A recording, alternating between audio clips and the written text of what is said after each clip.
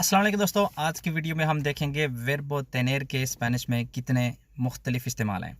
तो नंबर एक पे है अपनी मलकियत किसी चीज़ पे दिखाने के लिए हम कहते हैं यूज़ करते हैं वर्बो तेनेर का।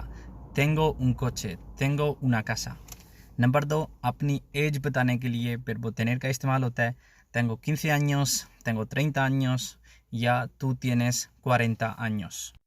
आप इस वक्त क्या या कैसा महसूस कर रहे हैं। tengo hambre, tengo sueño o tienes sueño। किसी को मशवरा देने के लिए भी verbo tener इस्तेमाल होता है। tienes que estudiar más para sacar buenas notas।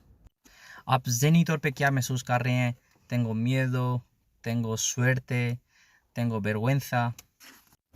या फिर ये कहना हो कि मुझे ये काम करना है। tengo que viajar, tengo que estudiar, tengo que ir a Madrid, etc। याद रखें, मज़ीद वीडियोस के लिए आप विज़िट कर सकते हैं मेरा यूट्यूब चैनल स्पेनिस्तान।